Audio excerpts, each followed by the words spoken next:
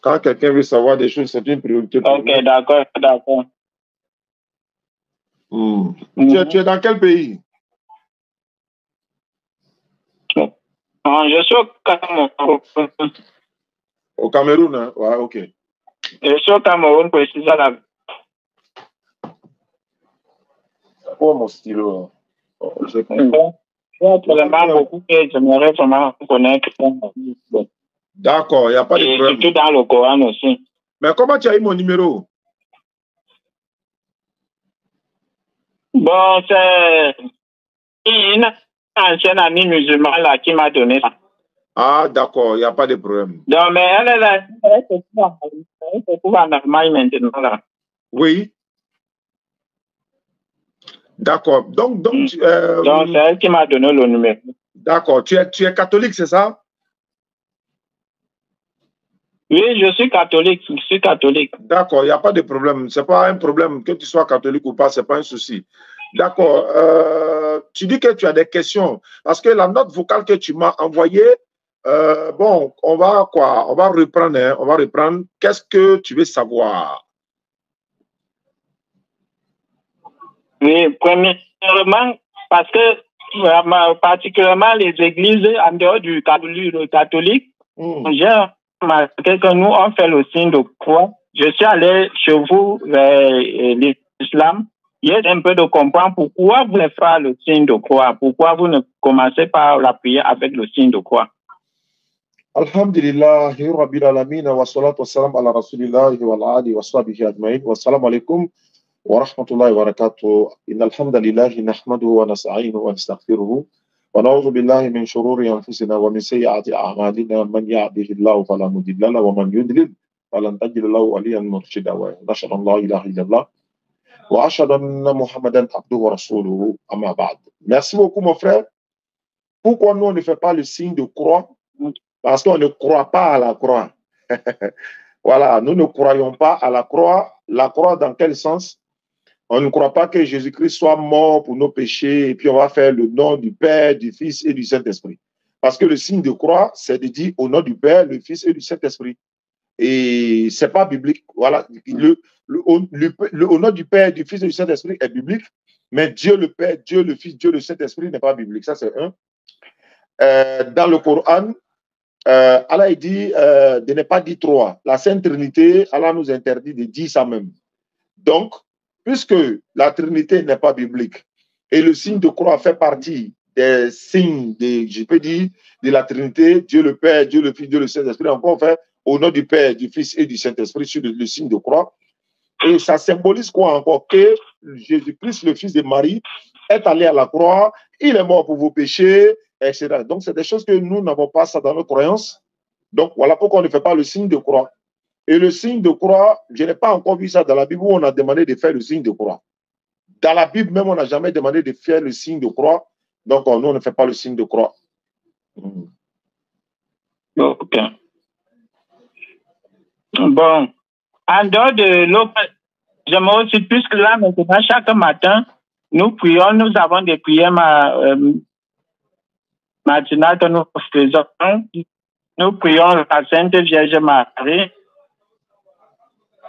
On dit que la Sainte Vierge vous salue Marie, pleine de grâce aussi. Vous aussi, on prie la Sainte Vierge Marie. Et j'aimerais savoir pourquoi la majorité n'est pas de Marie.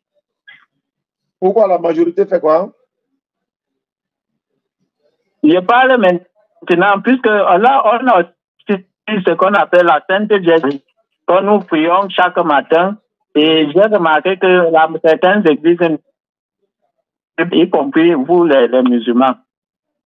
D'accord, oui. La Sainte Vierge Marie, elle est mentionnée dans le Coran. Elle a son chapitre complet qui lui est dédié dans le Coran. Nous, n'est-ce pas, nous la respectons. Elle est parmi les femmes vertueuses qui sont déjà admises au paradis d'office. Hein? Marie fait partie des femmes qui sont déjà au paradis, bon, admises au paradis, qui sont sûres d'aller au paradis selon l'islam. Mais, et puis également, Maman Marie, elle a un chapitre complet qui lui est dédié dans le Coran, le chapitre 19 du Coran, c'est le titre Marie.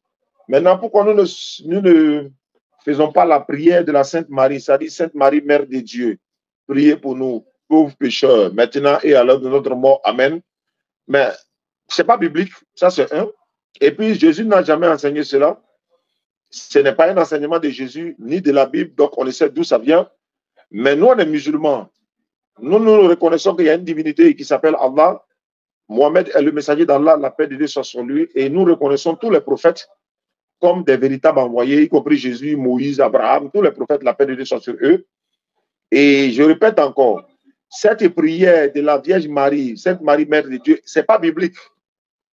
Donc, et puis, pourquoi Dieu peut-il avoir une maman? Vous voyez que c'est un peu grave. Salam alaikum, ma soeur Neka.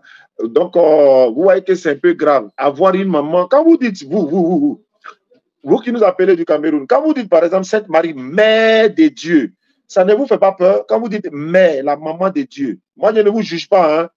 Je ne vous juge pas, mais moi, je dis ceci. Est-ce que dans la conception, est-ce que quand vous analysez les Écritures, est-ce que quand vous analysez la raison, la logique là, comment Dieu peut-il avoir une maman? Alors que nous savons très bien que nous avons existé, c'est vrai, mais notre maman même a existé avant nous. Donc, si l'Éternel Dieu qui a créé le ciel et la terre, et nul n'a existé avant, nul n'existera après lui, lui ne peut pas avoir une maman. Mais c'est votre conception, nous on vous respecte. Mais moi, je vous dis, nous, on ne le fait pas, parce qu'on est musulman, ce n'est pas biblique, ce n'est pas coranique. Voilà. Donc, on sait d'où ça vient, donc on ne peut pas le faire. Et puis d'ailleurs, ce n'est pas tous les chrétiens qui le font, c'est les chrétiens catholiques qui le font. Oui, et puis, en tout cas, je veux couper en disant, par exemple, il est élevé au ciel, puisque, en fait, est-ce qu'elle a tout bien, elle a simplement été élevée comme Jésus? Marie, tu parles de Marie, mère de Jésus? Oui. Non, l'élévation de Marie au ciel, c'est possible, mais ce n'est pas coranique. C'est l'élévation, Jésus qui a été élevé. Allah l'a élevé vers lui. Ça, c'est coranique, ça. Sourate 4, verset 158. Voilà. Mais pour dire que Marie a été élevée au ciel, ça, ce n'est pas coranique. Et je ne crois même pas que ce soit dans un enseignement islamique. Mais son fils, oui. Lui, il a été élevé, c'est coranique, comme j'ai donné les références. Maintenant, c'est ça qui est l'ascension, non? L'ascension, non? Ou bien assomption, je ne sais pas. L'ascension ou assomption, oui. Voilà. Donc, oui, c'est quelque chose qui existe chez les catholiques, mais les évangéliques refusent ça. Voilà, les évangéliques refusent cela. Il y a beaucoup d'autres chrétiens, tels que les témoins de Jéhovah, qui refusent ça aussi également. Mais encore une fois, il faut respecter le choix de tout un chacun. Chez vous, l'élévation de Marie existe, que nous respectons. Chez nous, l'élévation du fils de Marie existe, que vous aussi, vous respectez. Donc, nous respectons ce qui se passe chez vous. Vous respectez ce qui se passe chez nous. Voilà. Donc, c'est son fils qui a été élevé par Marie elle-même.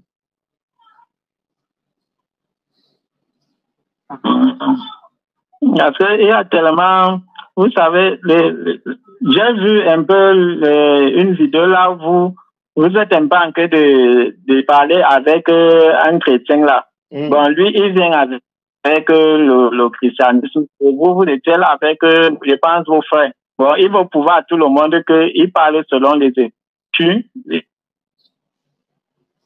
Je parle dans... c'était Jean, je pense, c'était Jean 13, c'est Jean quoi? C'est Jean. Oui, c'est Jean 13, verset 13 et 17, non? Oui, là où il dit que bon, il y a, personne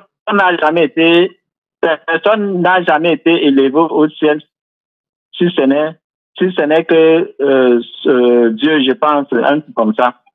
Bon, vous avez discuté de ce côté-là. Maintenant, vous l'avez pour vous poser la question à savoir, si vous dites que Jésus est le Fils de Dieu, et que vous dites qu'à la fin, Jésus est Dieu, et que c'est lui qui est à la fois sur terre et qui est celui qui monte. Dites-nous alors, et qui est le Fils maintenant, et qui est le Fils maintenant unique de Jésus?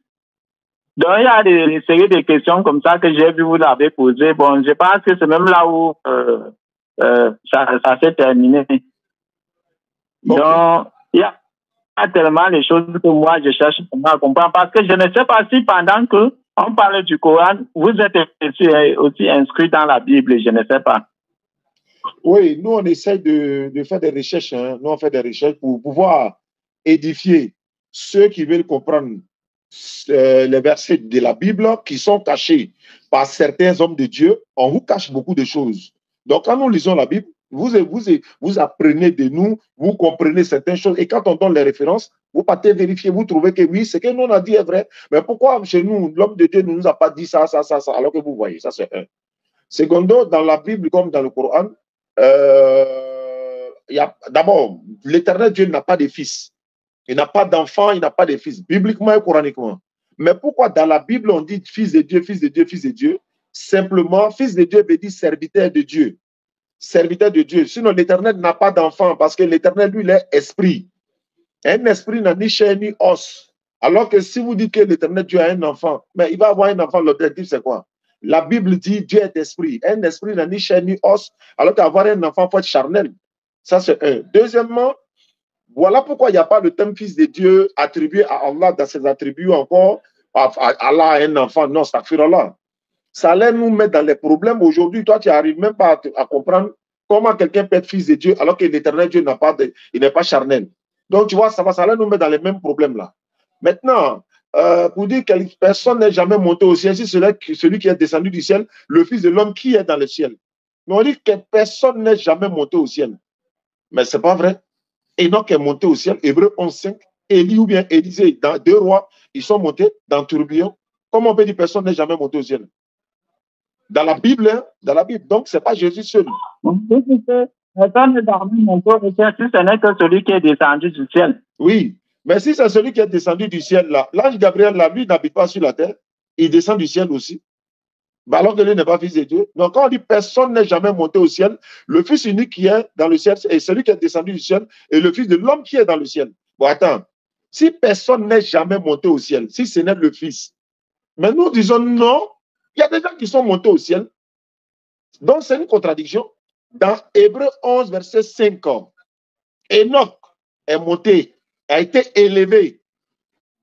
Dans 2 rois, Élisée ou bien Élie a été élevé au ciel, est monté au ciel dans un tourbillon. Donc, ce n'est pas Jésus seul. Voilà pourquoi j'ai dit ça. C'est pourquoi, si par exemple, nous lisons les Écritures et que toi, tu ne viens pas poser des questions sur ça, on allait te faire croire que c'est Jésus seul qui est monté au ciel. Tout à l'heure, tu viens de me dire que maman Marie aussi a été élevée ou bien elle est montée au ciel. Mais en même temps, si le verset de la Bible dit personne n'est monté au ciel, alors que toi, tu crois que Marie est montée au ciel. Ça veut dire que toi-même, tu contredis le verset parce que tu crois à la montée de Marie au ciel seulement. Donc, Jésus n'est pas le seul. Est-ce que tu comprends un peu? Voilà, c'est un peu ça. Donc, il ne faut pas... Hein? Vous savez que c'est là où bon, moi, je suis donc curieux dans toutes ces choses-là. Parce que c'est là où je reviens, lorsque je dis ceci, je m'en vais au Père, qui est votre Père. Oui. Et maintenant, chez Dieu, qui est votre Dieu. Oui. Donc, le même Dieu le Dieu qui est votre, qui est mon Père et qui est votre Père, et qui est mon Dieu et qui est d'ailleurs votre Dieu. Donc, moi, je pense que je ne sais pas comment je peux conclure la phrase là, où s'il dit déjà que lui-même, il parle aussi au Père qui est notre Père, parce que là, ça reste aux apôtres. Oui. Il parle qui est son Dieu et qui est aussi notre Dieu. Ça veut dire qu'il peut employer aussi le système du Père là, comme nous-mêmes, on peut aussi l'employer. Effectivement. Moi, je me dis que peut-être aussi. Effectivement, c'est ça. Parce que quand Jésus dit, je monte vers mon Père qui est votre Père, en d'autres termes, c'est dans Jean 20, verset 17, ça. Bon, s'il monte vers son Père qui est aussi notre Père, et si réellement Jésus c'est son Père qui est Dieu, ça veut dire nous aussi, c'est notre Père qui est Dieu. Donc, si lui et nous, on a le même Père, et puis on n'a pas la même mère, dans quel sens? Dans quel sens? Donc, Jésus devient quoi pour nous? Si on a le même Père, Jésus et nous, il devient quoi pour nous? Si moi ici âgé que lui, il devient quoi pour moi? S'il âgé que moi, il devient quoi pour moi? C'était des choses qui ne sont même pas concevables. Donc, il dit, je monte vers mon Dieu, qui est aussi votre Dieu. Là-bas, il est en train de montrer que lui, il n'est pas une divinité. Il ne sera jamais une divinité. Donc, il montre ça. Parce que comment un Dieu va monter encore vers son Dieu? Même si même si ça dit que, peut-être que, bon, à quelqu'un qui n'a pas toutes ses facultés mentales, on va lui dire, lui va croire, oui, effectivement, mais malgré ça, c'est lui-même qui est Dieu. Maintenant, il dit, je monte vers mon Père, qui est aussi votre Père. Si réellement c'est son Père de façon charnelle, c'est aussi notre Père de façon charnelle. Mais si ce n'est pas son Père de façon charnelle, ce n'est pas aussi notre Père. C'est lui qui l'a dit. Hein? Je monte vers mon Père qui est votre Père. Comment c'est notre Père? Moi, mon papa est décédé il y a près de 20 ans maintenant. Comment Dieu va être mon Père? J'ai combien de pères en ce moment? Mais en même temps, quand Jésus dit ça, je montre vers mon Père qui est votre Père. Le Père dont il fait allusion ici, c'est Dieu l'Éternel, n'est-ce pas? Mais en même temps, la Bible dit qu'il est fils de David, non? Dans quel sens est-il fils de David? En même temps, la Bible dit qu'il est fils de Joseph, non? Dans quel sens est-il fils de Joseph? La même Bible dit qu'il est fils de l'homme. Dans quel sens il est fils de l'homme? Et en même temps, il est fils de Dieu. Dans quel sens est-il fils de Dieu? S'il est fils de Dieu, Dieu est son papa, c'est fini. David ne peut plus être son papa. Le fils de l'homme sera à la droite du Père très haut. Non, je veux dire, si David est déjà son père, il n'a qu'un seul père, c'est fini. Joseph ne peut plus être son père, l'homme ne peut plus être son père, Dieu ne peut plus être son père. Il ne peut pas avoir 4 papas lui seul. Si David est son papa, c'est fini. Ce n'est pas les autres. Maintenant, si Joseph est son papa encore, ce n'est pas les autres. Est-ce que vous comprenez? Si Dieu est son père, donc David ne l'est plus, Joseph ne l'est plus. Voilà. Mais vous n'êtes pas loin. Vous n'êtes pas loin de devenir musulman. Hein. Si vous êtes curieux comme ça, vous allez vous convertir en islam, Inch'Allah, parce que c'est Jean 8:32 de dire, vous connaîtrez la vérité. L'islam a tendu les bras. L'islam est... Mohamed, viens prendre ton téléphone. L'islam est là pour vous accueillir, pour vous amener dans la voie du salut. L'islam est là pour vous... C'est-à-dire que pour vous montrer le chemin, la vérité et la vie également. Voilà. D'accord. Si vous êtes affranchi... Là ça devient compliqué. Hein. Comment ça? Ceux qui ont écrit la Bible, bon, moi, c'est là où ça me dépasse. Hein. C'est un peu compliqué quand on vu certaines paroles qui sortent là. Je me demande alors que il n'y aurait pas peut-être quelque chose qui a été caché. Ça?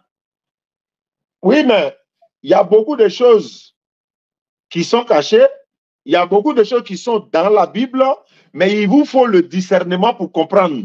C'est pas, voilà, pas une autre manière, c'est le discernement, la raison, la logique là. La raison, la logique là, c'est ça qu'il faut comprendre. Je prends un exemple. Toi, tu es chrétien catholique. En fait, on dit ceci, Jésus avait 12 disciples. Et parmi les 12 disciples, lorsqu'on voit tous les évangiles, là, il y a un seul disciple qu'on ne voit pas son évangile. Mais je pense que quand il a été avec Jésus, il a dû écrire quelque chose. Mais normalement, pas quelque chose mentionné de lui. J'ai pas compris. J'ai pas bien compris. Oui, je dis que Jésus avait 12 disciples, c'est ça, non? Oui, il avait 12 apôtres, 70 disciples. 12 apôtres, 70 disciples. Bon, souvent on dit disciples, c'est pas grave. Quand on regardait la Bible, on regardait qu'il y a un nom qui manque. Et bien que peut-être qu'il a fait quelque chose qui n'était pas bon, mais là, on devait recouvrir quand même son évangile, c'était Judas. Oui, bon, ça c'est chez vous les catholiques. C'est les catholiques qui ont tout établi, les 27 livres du Nouveau Testament. Ce sont les catholiques qui ont tout établi. Il y a des évangiles qui ont été déclarés apocryphes, donc il fallait s'en enlever et tout, mettre les 4 évangiles de Matthieu, Marc, Luc et Jean et rejeter aussi les autres. Voilà, ça c'est à votre niveau. Ça c'est vous qui avez fait ça à l'église catholique. Donc, tous ceux qui se tapent la poitrine aujourd'hui, là, ouais, ceci, c'est là, Matthieu, Marc, remerciez les catholiques.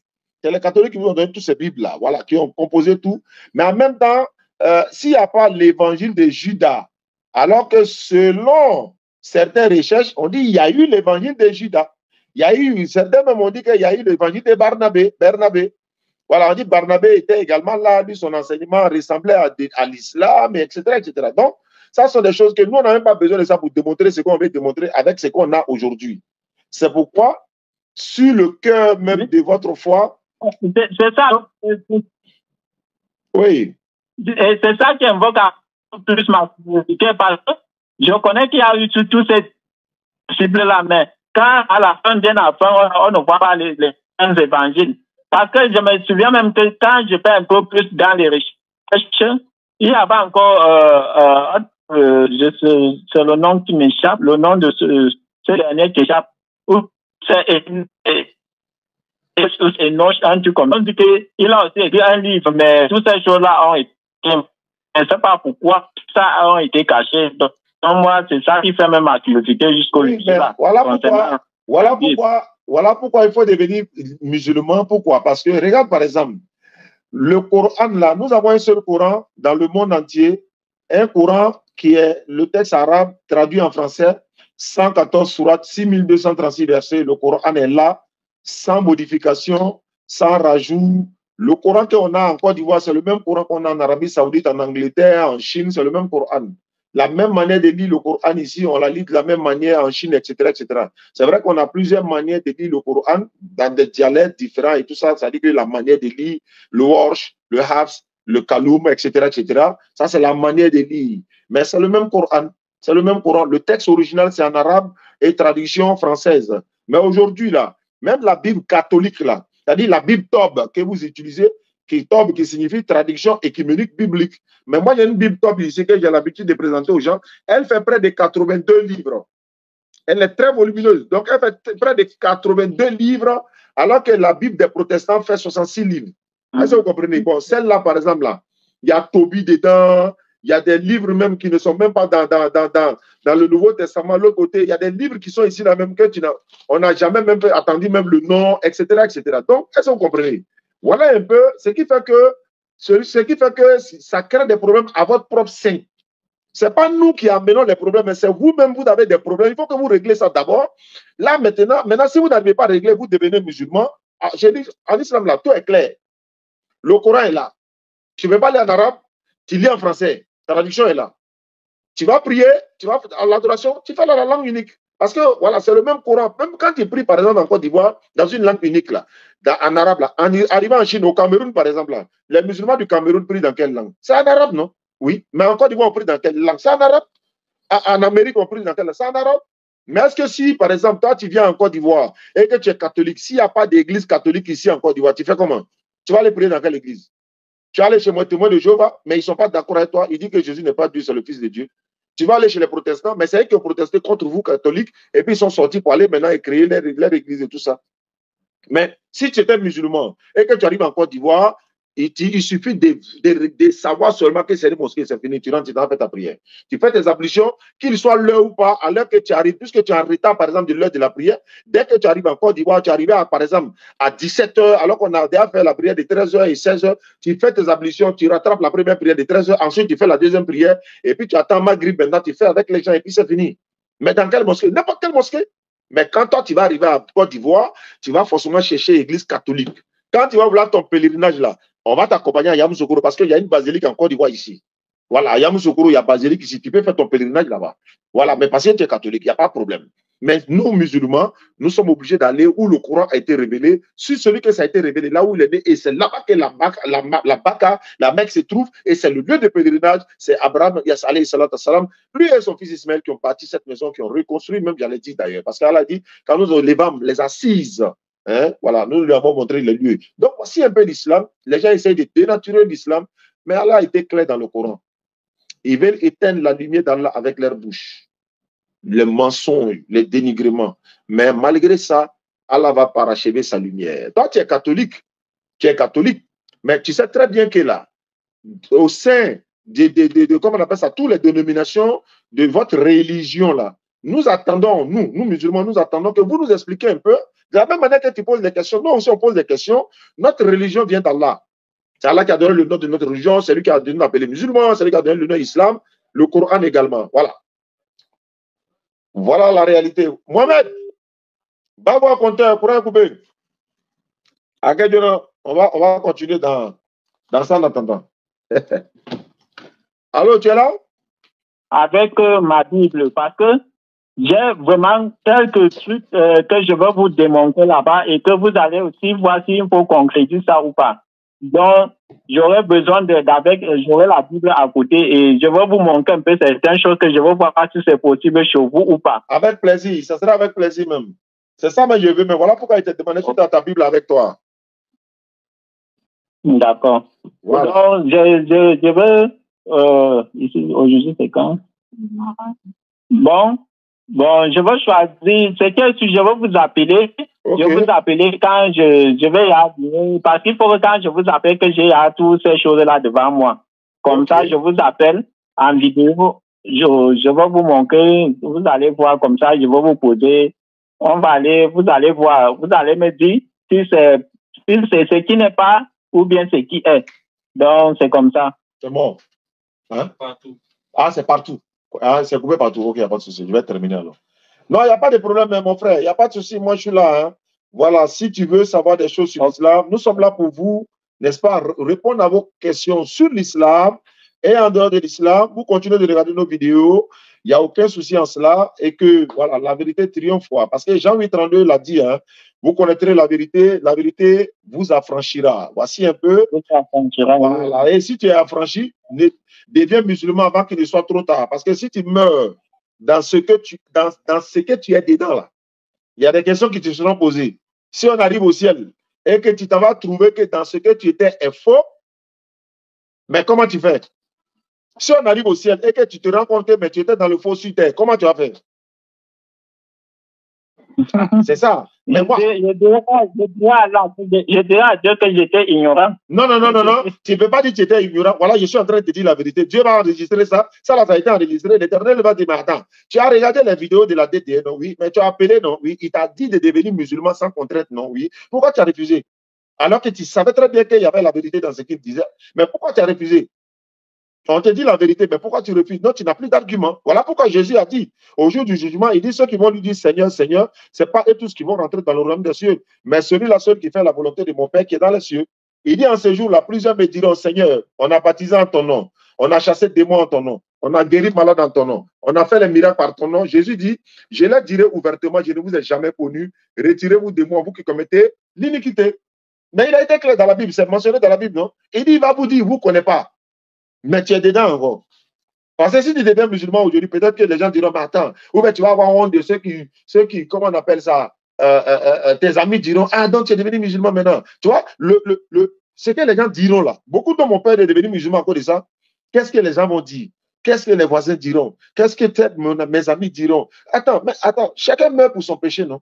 Donc, ils vont te moquer. Donc, tu es devenu djoula maintenant. Donc, tu es devenu arabe maintenant. Donc, tu ne vas plus manger porc. Donc, tu ne vas plus aller dans les maquis. Donc, toi, tu es devenu comme ça maintenant. Donc, c'est ça là qui souvent empêche les gens à ne pas se convertir en islam. Et puis, les mensonges qu'on leur a fait croire encore, on dit, bon, voilà. Mais la vérité, là, au jour du jugement, Jésus a été clair. Tous ceux qui lui disent Seigneur, il va les renier. Donc, tu es parmi ceux-là. Parce que tu lui dis Seigneur aussi. Donc, il faut faire vite, tu vas devenir musulman avant qu'il ne soit trop tard. On peut mourir du jour au lendemain. Mais moi, je suis là pour transmettre la vérité. Surat 3, verset 20. Ton devoir n'est que la transmission du message. Allah, si ses serviteurs est clairvoyant. Ok. Bon, je vais vous tenir donc informé par rapport à ce que je vous ai dit. Ok. Il n'y a pas de souci. Je suis à l'écoute, Inch'Allah. Déjà, merci d'abord pour ce que vous avez parlé aujourd'hui là. Et je suis sûr que prochainement, ça sera encore plus mieux. Peut-être c'est de là maintenant que je vais voir maintenant le côté où j'irai définitivement. Oui, mais pourquoi attendre prochainement? Pourquoi ne pas le faire maintenant? Pourquoi attendre? Parce que là, on a la montre. Hein? Attends, on a la montre, mais on n'a pas le temps. On a la montre, mais le temps ne nous appartient pas. Je peux même dire demain, on peut faire ça. Oui, mais même dans 1 heure du temps, on peut mourir aussi. Même dans 1 heure du temps, on peut mourir. Même dans 30 minutes, même dans 1 seconde, on peut mourir. Alors que tu as l'occasion d'affranchir maintenant, ce n'est pas obligatoire. Hein? Je répète, ce n'est pas obligatoire. Mais la vérité est la vérité. On peut mourir du jour au lendemain. Ça dit que quelqu'un, tu viens à peine de parler à lui, tu raccroches, tu rappelles, on dit non, il est mort. Tu n'as jamais vu ça. Ça existe plein de fois. Mais Allah a dit dans le Coran, personne ne sait sur quel terre il mourra et personne ne peut mourir que par la permission d'Allah. Et voilà la raison qui est là. Mais en tout cas, moi, je ne fais que transmettre la vérité. Qu'Allah, disons, le message, et c'est la vérité également, qu'Allah nous donne longue vie et pour que nous puissions nous retrouver une prochaine fois. Et nous, on a besoin de longue vie, la santé et les moyens surtout de propager le message de l'islam pour essayer de vous édifier, quoi. Ok. D'accord. D'accord. À toi, en tout cas, le choix te revient. Hein, parce que... Je vais charger le téléphone pour la vidéo. Vous savez, comme vous appelez là, vous êtes. Il faut charger le téléphone. Non, on n'a pas besoin d'appel vidéo. Hein, on peut le faire au téléphone comme on le fait par WhatsApp là. Ce n'est pas forcément vidéo. C'est vrai que moi, je suis en direct. Je suis en live sur Facebook, YouTube et TikTok actuellement. Mais en même temps, ton message tes interventions, tout ce que tu dis est édifiant pour certaines personnes. D'autres sont en train d'écouter. Ils sont aussi catholiques. Je vais me convertir. Tu vois, dans les lives ici, je vois qu'il y a des gens qui disent je vais me convertir. Ceux qui veulent se convertir, là, appelez le numéro 07 47 32 04 55. Vous savez comme tout, mais si j'insiste demain parce que vous savez, il y a souvent des choses que parfois je parle. Et quand je veux ramener ça à certaines personnes, ils disent que non, c'est pas ça. Bon, j'aimerais donc que lorsque je dirai certains passages devant vous et que vous allez expliquer devant ces personnes aussi, ils vont aussi comprendre. Ils vont comprendre qu'à la fin, si c'est que effectivement. Ce n'est pas ça. Comme ça, ils vont aussi comprendre comment vous allez aussi les dévoiler. Il n'y a pas de problème. Donc, c'est pour cela que je voulais changer demain. D'accord, il n'y a pas de problème. Il n'y a pas de problème. Je suis à l'écoute, je suis disponible, Inch'Allah. Merci beaucoup à toi, mon frère. Ok. D'accord, d'accord. Demain, je vous appelle. Inch'Allah. D'accord. Ok. Salam alaikum à tous. Ceux qui veulent se convertir en islam, je vois en commentaire, non? En courant venu. Ok. Ouais, ce sont les aléas du direct, non? J'allais couper même le live tout à l'heure. D'accord. Donc, ceux qui veulent se convertir en islam, ils peuvent appeler 07 47 32 04 55. Voilà. 07 47 32 04 55. Et puis, on va essayer de passer à leur conversion. Donc, alhamdulillah. Voilà. Ceux aussi qui veulent, n'est-ce pas, participer pour la construction du centre islamique, voilà, c'est le même numéro, hein, 07 47 32 04 55. 07 47 32 04 55. Et puis, voilà. Vous pouvez participer par Orange Money et puis par Wave, par MTN également. Ok.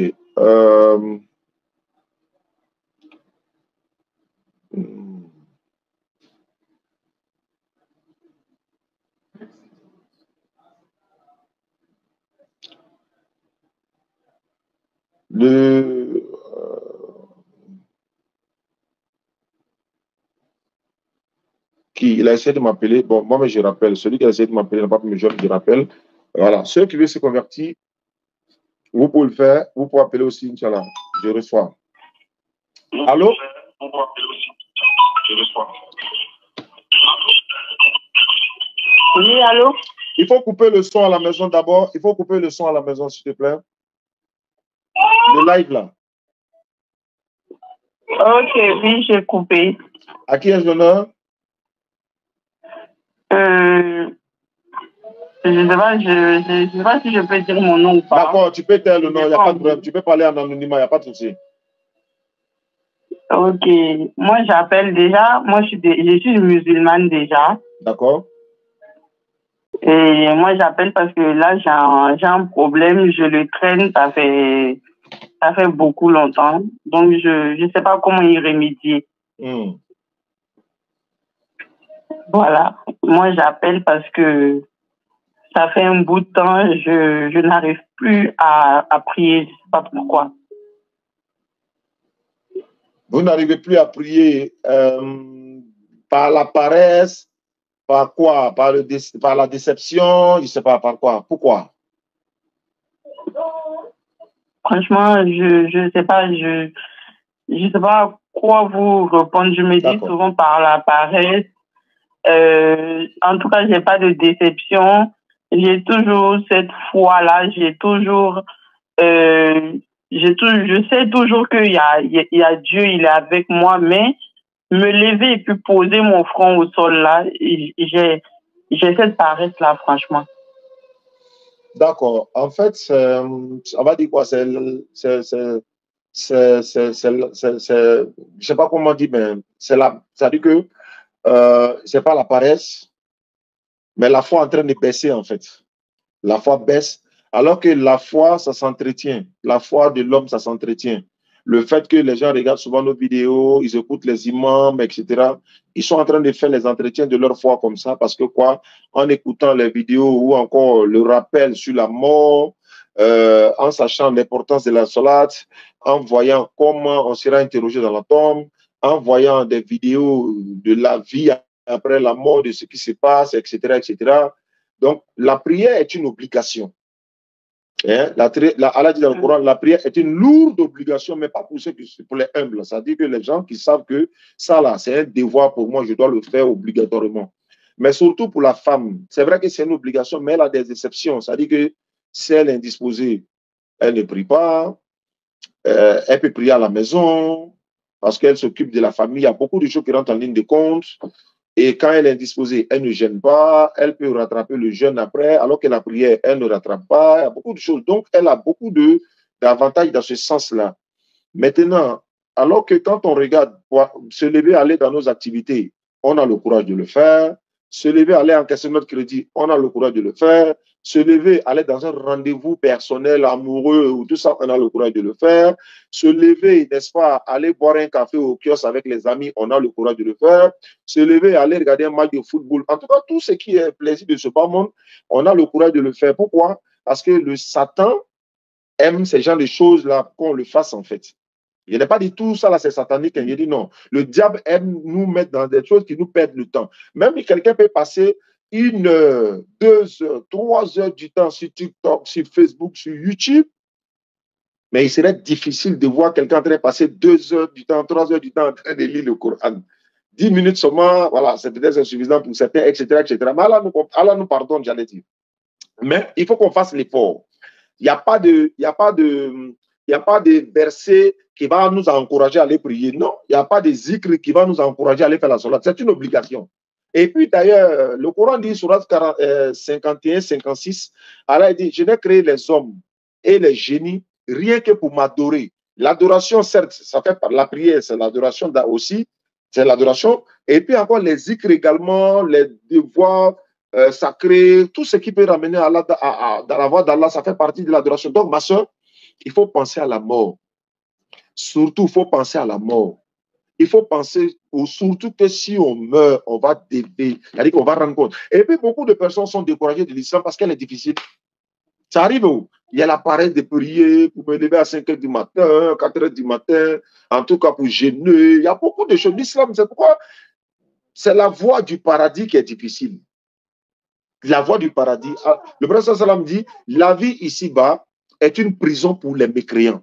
Ils sont à l'aise, ils ont tout ce qu'ils veulent, ils ne prient pas, ils n'adorent pas l'Éternel, ils sont dans la jaba, ils font tout ce qu'ils veulent, ils sont au paradis. Mais c'est une souffrance pour nous parce que voilà, c'est un paradis pour les mécréants, c'est un enfer pour les croyants. Parce que le croyant souffre sur la terre pour obtenir la vie éternelle où il va vivre éternellement. Pendant qu'on est en train de vivre éternellement dans le royaume des cieux, dans le paradis, Inch'Allah, les mécréants qui ont vécu dans le paradis, ils seront dans le châtiment.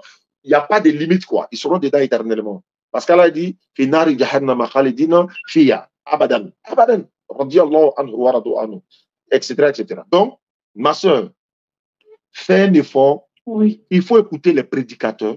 Ça va raffermir ta foi, ça va te donner encore plus de foi. Il faut pas... Parce que quand tu te promènes avec des personnes qui ne sont pas ancrées trop dans cette affaire de religion, mais ceux qui parlent des choses de ce bas monde seulement, ça te détourne de beaucoup de choses. Mais quand tu t'entoures des personnes qui parlent plus de l'éternel, on parle plus d'Allah, on parle plus de religion, quelqu'un qui se promène avec les soulas seulement, un jour l'autre va devenir soulas, tu te promènes avec des voleurs, mais tu fais partie de... Tu te promènes avec des prédicateurs, alhamdulillah, des personnes ont rejoint par exemple la DDR pour dire, ah vraiment, nous on veut venir ici pour qu'au moins, hein, on va s'impliquer dans la voie d'Allah, ça va nous permettre nous-mêmes nous empêcher d'aller faire des conneries un peu partout. En même temps, on s'éduque, en même temps, on essaie de sensibiliser la jeunesse. Donc, voilà un peu l'effort que nous aussi on fait sur soi pour plaire à Allah. C'est pas facile, mais c'est une obligation parce qu'on va mourir. Il faut penser à ça surtout. Voilà. Mais mon problème, le problème est que, au fait, toutes les personnes qui sont autour de moi, que mon mari, mes parents, même souvent je fais palabre avec mon mari parce qu'il il va pas prier ou bien il fait ses prières un peu trop tard. Mais moi-même, je n'arrive pas à ce que je fais autour de moi, je n'arrive pas à m'imposer ce même rythme-là, au fait. C'est-à-dire, autour de moi, j'incite les personnes. S'il y a un problème, quelqu'un a un souci, je te dis, tourne-toi vers la prière, lève-toi faire la prière nocturne. Ça aide beaucoup. C'est-à-dire, je booste les gens autour de moi. Alors que toi-même, tu n'as pas le courage. Moi-même, je m'assois et puis je me demande, mais qu'est-ce qui m'arrive au fait? J'ai quoi comme problème pour que je n'arrive pas à prier? ça, je ne peux pas mettre sur la mort de quelqu'un ou bien parce que j'ai perdu un proche. C'est pas ça. Mais le problème, je me dis, c'est à la source, au fait. Alors que je ne suis pas comme ça. Oui. Ça fait combien d'années? Ça fait 4 ans ou non, ça fait 2 ans, 3 ans que ce système-là, il a commencé en moi. Sinon, je suis pas comme ça d'habitude. Ah. Ça c'est récent, en fait. Non, il faut... Ça vient de ça. Voilà, il faut faire un effort parce que le plus souvent, là-bas, il me dit, nous veille. Tu m'as compris ce que je veux dire. Parce que les choses comme ça, là, finalité, là, tu vas te retrouver de l'autre côté là-bas où peut-être que tu n'auras pas cette pression. C'est pourquoi il y a vu beaucoup de personnes qui sont venues nous dire ici, non, quand je suis musulman, je ne suis pas à l'aise. Non, on ne devait pas musulman pour être à l'aise. Comment être à l'aise? C'est-à-dire quoi? Je suis musulman, je dois obtenir tout ce que je veux, je ne dois pas avoir de problème. Et non, ça ne fonctionne pas comme ça. Ah, voilà, ça ne fonctionne pas comme ça. Donc, ce qu'on peut, ma soeur, toi-même, tu dis aux gens de prier, de se lever la nuit, de prier. Et le plus souvent, quand aussi tu vas le faire et que tu as te lever la nuit pour prier et que tu n'es pas exaucé, tout ça là, ce sont les épreuves. Allah dit dans le Coran, vous pensez que vous allez dire que vous êtes musulman alors que vous n'allez pas être éprouvé, vous n'avez pas été éprouvé. Vous allez être éprouvé.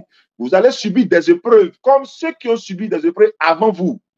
Misère et maladie les ont atteints. Alors que pour toi, ce n'est pas le cas. La solate, c'est une obligation. C'est une obligation. Nous avons été créés pour ça. Il va falloir faire des efforts. Je te donne maintenant une solution, comme je l'ai dit là. Il faut faire un effort pour écouter les rappels sur les frères ou encore ce que les frères musulmans font sur les lives, les TikTok, etc., etc. Les imams sont là. Il faut les écouter. Tu vois que c'est des choses qui renferment la foi, en fait. Voilà ce que je peux dire. Sinon, il n'y a pas de médicament pour que tu vas boire, pour dire tu vas boire courage pour te lever pour aller prier. Non, ça n'existe pas. C'est un effort. Parce que pour l'obtenir quand même, pour obtenir le paradis, il faut souffrir quand même. Voilà, il faut faire des efforts. C'est pareil, si quelqu'un devait passer un examen, un concours, voilà, pour devenir douanier ou forêt ou bien encore gendarmerie, l'effort qu'il va faire là, c'est pour obtenir son diplôme, pour devenir gendarme ou encore tout ce qu'il veut. Mais c'est les mêmes efforts qu'il faut faire pour obtenir le paradis. Voilà. En tout cas, il faut regarder les vidéos des prédicateurs pour avoir plus, n'est-ce pas, de motivation, Inch'Allah. Qu'Allah facilite, ma soeur. Merci beaucoup. Merci beaucoup à vous, Inch'Allah. C'est pas facile, hein? Voilà. Il y a un frère qui m'appelle de la Guinée, là. Je sais pas, j'ai raté beaucoup d'appels sur WhatsApp. Mais je vais... ceux qui veulent se convertir peuvent appeler, hein. Ceux qui veulent participer aussi pour la position du centre, vous pouvez toujours participer, Inch'Allah. Le téléphone est ouvert. Allô, bonsoir. Oui, bonsoir, Yannick. À qui ai-je l'honneur? C'est Jacques depuis la Guinée. Ah bon, Jacques, tu es musulman ou chrétien? Allô? Il a dit, tu es musulman ou chrétien? Je ne peux pas comprendre quelque chose. Je voulais vous demander. Il a dit, tu es musulman ou chrétien, quoi? Allô? Tu es musulman ou chrétien? Je suis un chrétien. D'accord, allons-y. Tu appelles de où ça? Conakry? Non, je vous appelle depuis Dingaray. Ok, allons-y. Quelle est ta question? Pour ce cas, je voulais savoir, il y a un passage coranique qui dit que certes, Allah et ses anges prient sur le prophète. Si Allah prie sur qui? Je veux savoir ça. D'accord, c'est la sourate 33, verset 56. Allah dit, Allah et ses anges prient sur le prophète. Oh, vous qui avez cru, priez sur lui et adressez-lui vos salutations. Donc, la prière ici d'Allah, c'est la miséricorde. Oui. La miséricorde. Maintenant, celle des croyants, c'est la bénédiction par la formule Allahumma salli ala Muhammad wa ala ali Muhammad kama sallaita, etc. La prière, c'est ça. C'est de ça qu'il s'agit. Mais ce n'est pas une prière de l'adoration. Parce que si c'était une prière d'adoration, comment est-ce que nous, les croyants, Allah nous dit, oh, vous qui croyez, priez sur lui et adressez-lui vos salutations. Maintenant, on prie sur lui comment? est-ce qu'on doit se prosterner sur sa tombe? Si oui, sa tombe est où? À Médine, dans la Raouda, il est là, dans la tombe du prophète sallam est là. Mais étant en Côte d'Ivoire, comment je peux prier sur lui alors qu'il est à Médine, à Madina? Si c'est la prière de l'adoration, quoi, en fait. Si c'est la prière de l'adoration, il faut qu'on se prosterne sur le prophète, prier sur lui. Mais comme les musulmans, Allah dit dans le Coran, il s'adresse aux intelligents et ceux qui raisonnent. Et les musulmans ont compris que ce n'est pas une prière d'adoration de se prosterner sur lui, mais c'est la formule de la paix et bénédiction soit sur lui. Même quand on cite le nom de Muhammad, les musulmans répondent comment? Sallallahu alayhi wa sallam. C'est une prière, c'est une bénédiction. C'est de ça qu'il s'agit. Il ne s'agit pas d'adoration, comme prière, adorer quelqu'un. Non, ce n'est pas ça. Ok. Ma deuxième question est de savoir. Allô? Oui, allô, je t'écoute, Jacques. Voilà, comme ce que vous venez de dire là, tout de suite, là, quand les musulmans parlent le nom de Mohamed, on dit toujours paix et salut sur lui. Il n'est pas en paix ou bien il n'a pas de salut? Ah oui. Pourquoi on demande toujours paix et salut sur lui, étant donné que c'est un prophète? Oui, bien sûr, c'est une très bonne question. Et ça se fait, c'est une formule de respect en fait, c'est pour tous les prophètes.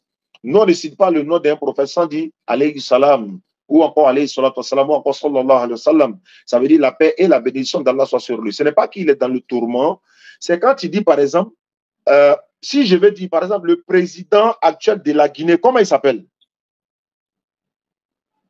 C'est Mamadi Doumbouya. Maintenant, est-ce que c'est quand il dit Mamadou Doumbouya, est-ce que c'est un respect? Mais quand il dit par exemple, on dit monsieur le président. Non, mais en même temps, avant le monsieur le président, il y a un autre mot, il y a une formule là où on dit son excellence. Oui, monsieur le président, oui. Mais qu'est-ce que veut dire son excellence? C'est quoi? C'est quel titre ça? L'excellence, on l'a attribué parce qu'il a c'est la première responsabilité. Voilà, c'est un titre honorifique en fait. C'est pourquoi c'est pareil comme chez nous en fait. Oui. Comme ce sont des sommités, ce sont des personnalités, ce sont des représentants de l'éternel Dieu. Donc on ne doit pas citer les noms comme ça, comme c'est notre camarade du quartier. Tout à l'heure, il dit, mais le président guinéen, il s'appelle comment? Tu dis Mamadou Doumbouya. Ce n'est pas ton ami. Tu dois dire son excellence, monsieur le président Mamadou Doumbouya. Son excellence, monsieur le président de la République, Alassane Ouattara. Son excellence, c'est la même chose quand on dit pour les prophètes, on dit son excellence. Voilà, c'est une formule de salutation. Hein? La paix de Dieu soit sur lui. Nous lui souhaitons toujours la paix. Nous lui souhaitons, ce n'est pas parce qu'il est dans le tourment. La paix et la bénédiction. La paix et la miséricorde. La paix et la... Voilà, c'est pourquoi on leur souhaite cela à tous les prophètes pour montrer leur grandeur, leur place. Et ça ne se dit pas pour les compagnons. Pour les compagnons, on dit Radiallahu anhu, qu'Allah soit satisfait d'eux. Ou quelqu'un sans une femme, Radiallahu anha, qu'Allah soit satisfait d'elle, etc., etc., etc. Comme l'islam, c'est une religion ordonnée, donc on ne fait pas tout ça en désordre, quoi. Et ce ne sont pas nos camarades, les prophètes, là, ce sont des soldats. Mais est-ce que la même chose est dit sur Jésus du Coran? Même le Jésus de la Bible, c'est dit sur il a dit tous les prophètes. Il a dit sans exception tous les prophètes. Parce que si je pose la question, parce que le plus souvent, c'est quand on évoque le nom de Mohamed qu'on parle ça. Mais avec le Isa, je n'ai pas vu ça d'abord. Ah non. Il y a un passage qui... Non, c'est pas... Non, tu n'as pas... Allah dit dans le Coran, nous ne faisons aucune différence entre les prophètes. Mais s'il dit dans le Coran, on ne fait pas de différence entre les prophètes là. Donc, ça, il a dit, il y a tous les prophètes sans exception. Tous les prophètes sans exception, on doit dire la paix de Dieu soit sur lui ou alayhi salam. Même Jésus, quand nous on le fait là, c'est souvent c'est quand on est pressé. Même Jésus a dit ça. Est-ce que le prophète n'a pas dit ça? Est-ce que Mohammed n'a pas dit ça? C'est dans la précipitation. Sinon, on ne doit pas citer son nom. Et puis, chaque fois quand on le dit là, on reçoit des bénédictions. On reçoit des bénédictions en le disant à tous les prophètes. Ibrahim, alayhi salam, Nuh, alayhi salam, Isa, alayhi salam, voilà, tous ceux-là, et tous, sans exception. Non, moi, je l'ai dit parce que c'est difficile pour les musulmans de dire paix et salut sur Jésus, mais c'est très facile quand on invoque le nom de Mohamed. Maintenant, pourquoi les chrétiens, pourquoi les chrétiens même disent pas ça aussi, paix, ou bien que la grâce de Dieu, ou bien pourquoi vous n'avez pas aussi cette formule-là? Nous, au moins, on a ça, mais pourquoi vous, vous n'avez pas ça? Même pour Jésus. Quand vous dites Jésus, là, vous dites quoi? Non, d'abord, nous savons que la paix, le salut, c'est sur les prophètes de Dieu. Déjà. Comme tu viens de le dire. Maintenant, si c'est un citoyen, c'est que, concernant qu'on a dit à Mohamed, même dans les écrits, en aucun passage coraniquement, je n'ai pas vu ça, où on parle le nom de Jésus, on dit je répète encore. Pourquoi Mohammed sallam a été précisé? Alayhi salatu wassalam, Mohammed est le dernier des prophètes et envoyé à l'humanité tout entière. Mais quand on cite, faut dire, toi, tu n'as pas fait la remarque, sinon quand on cite le nom de Jésus, nous disons alayhi salam. Quand on cite le nom d'Abraham, on le dit également. C'est pas parce que si tu ne le dis pas, tu deviens mécréant, hein. Non, hein. Mais c'est une bénédiction que tu reçois. Vous, par exemple, là, quand vous dites Jésus, vous dites Seigneur Jésus, non? Oui, oui. Pourquoi vous ne dites pas Seigneur Mohammed? Pourquoi vous ne dites pas Seigneur Mohammed aussi? Chez vous, là, vous dites Seigneur Jésus. Pourquoi vous ne dites pas Seigneur Abraham aussi? Pourquoi quand vous parlez du nom d'Abraham, vous ne dites pas Seigneur Abraham aussi, mais Seigneur Mohammed aussi? Pourquoi vous ne dites pas? On peut vous reprocher ça aussi. Ça veut dire que chez vous, Jésus est mieux que tout le monde. Alors que chez nous, ce n'est pas comme ça. Je l'ai dit parce qu'en aucun passage biblique, selon ce que moi j'ai lu, nous j'ai vu que c'est écrit Seigneur Abraham. Abraham est Seigneur dans la Bible. Abraham est Seigneur dans la Bible. Je vais ce verset, je vais vous lire ce verset. Genèse chapitre 18, verset 10 à 13. Hein? Genèse chapitre 18, verset 10 à 13. Abraham est Seigneur. Oui. Il est appelé Seigneur même. Il faut ouvrir la Bible là. Attends une minute, je suis à la page. Ceux qui veulent cette chose, quoi? Genèse. Allô? Oui. Genèse chapitre 18. Oui. Verset 10. Commence au verset 10. Ok. L'un d'eux eut dit, je reviendrai vers toi à cette même époque, et voici Sarah, ta femme, aura un fils. Sarah écouta à l'entrée de la tente qui était derrière lui. Abraham et Sarah étaient vieux, avancés en âge, et Sarah ne pouvait plus espérer avoir des enfants. Oui. Elle rit en elle. Même en disant maintenant que je suis vieille, j'aurai encore des désirs. Mon Seigneur aussi est vieux. Voilà. Elle parle de quel Seigneur qui est vieux ici, là? Elle parle de quel Seigneur? C'est Sarah qui parle. Je n'ai pas dit que ce n'est pas Sarah qui parle. Je dis, elle parle de quel Seigneur ici? Voilà.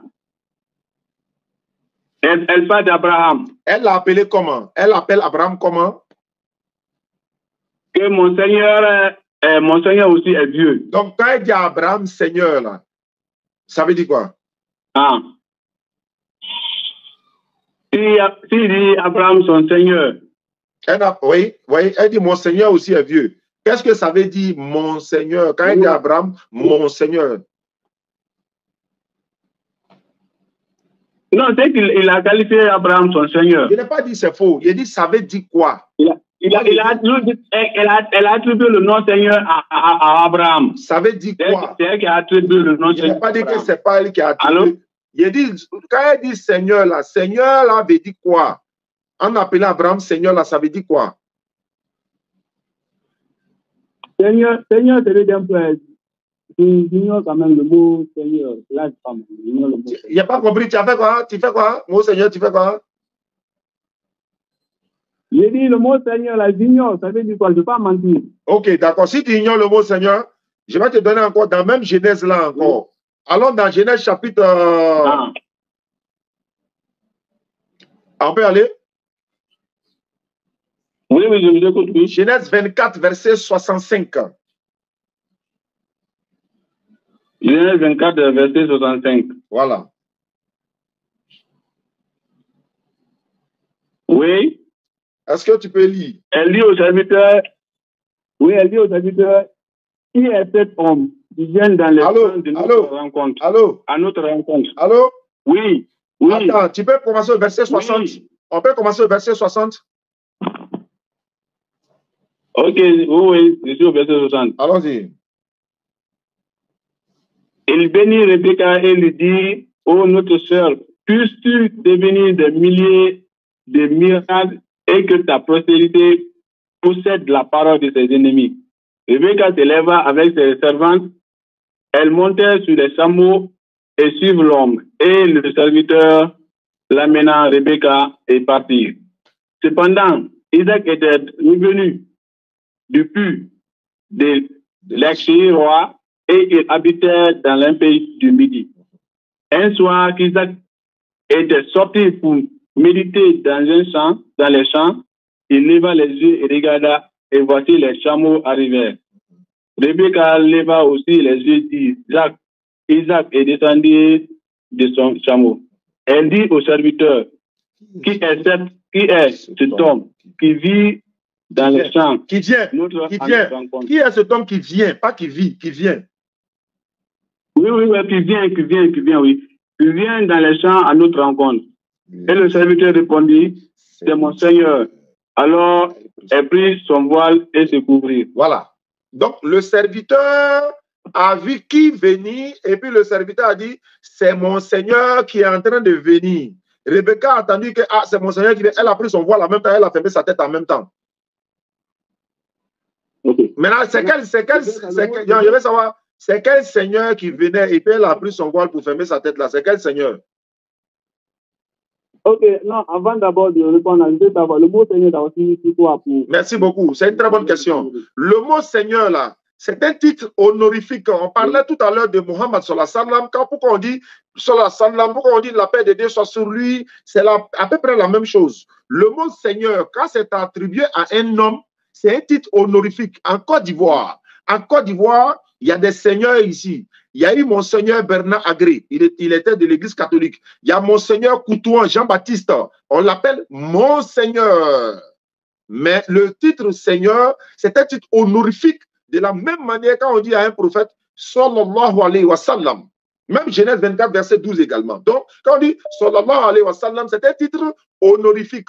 Mais quand c'est attribué à l'éternel Dieu, là, ça parle de Dieu maintenant. Quand on dit, Jésus a dit par exemple dans Luc chapitre 10, 21, tu peux prendre ça, on va lire, et puis tu vas voir quelle est la différence entre les seigneurs qu'on a dit ici et le Seigneur du ciel et de la terre. Luc chapitre 10, 21, s'il te plaît. Luc chapitre 10, le verset 21. Luc chapitre 10, le verset 21. Oui. En ce moment même, Jésus trahissait de joie par le Saint-Esprit et il dit, je te loue, Père, Seigneur du ciel et de la terre. D'accord. Tu as vu? Je sais que tu as, voilà. Je sais que tu as passé ces choses aux sages et aux intelligents. Voilà. Il dit, je suis tressailli de joie. Que tu les as révélés aux enfants. Jésus, je te loue, oui. Je sais que tu l'as voulu ainsi. Jésus dit, je te loue, Père, Seigneur du ciel et de la terre. Là, il y a une différence de seigneurie là. Alors que Jésus lui-même est appelé Seigneur, ou bien il dit même dans Jean 13, verset 13, il dit, vous m'appelez Maître et Seigneur. Jésus a dit ça, hein? Il dit, vous m'appelez Maître et Seigneur. Vous le faites bien, car je le suis.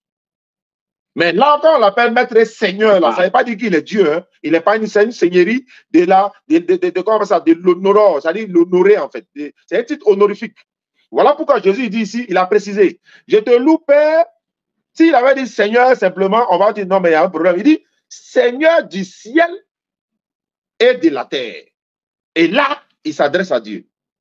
Maintenant, à 1 Corinthiens 8, verset 5, on dit, s'il y a des êtres qui sont appelés Dieu, il y a aussi des êtres qui sont appelés Seigneur. S'il y a plusieurs seigneurs, il y a aussi, c'est dans la Bible ça, on dit il y a plusieurs seigneurs. C'est biblique ça. Même les hommes sont appelés Dieu. Les êtres humains, on les appelle Dieu dans la Bible. Et puis avec grand D. Donc Seigneur, voilà pourquoi on dit Muhammad sallallahu alayhi wa sallam, Isa. Oui. Vous disiez que les hommes sont appelés Dieu dans la Bible avec grand D. Avec grand D. Je peux avoir ce passage. Avec plaisir, Jacques. Exode chapitre 7, verset 1er. Exode chapitre 7, le verset 1er. Allons-y, Jacques. J'étais en Guinée récemment, mais tu n'es pas venu. Mais ce n'est pas grave. Exode 7, verset 1. Oui, Exode 7, verset 1. Oui. L'Éternel dit à Moïse, vois, je te fais Dieu pour Pharaon. Et Aaron, ton frère, sera ton prophète. Le D de Moïse, là, Dieu de Moïse, là, c'est petit D ou bien c'est grand D?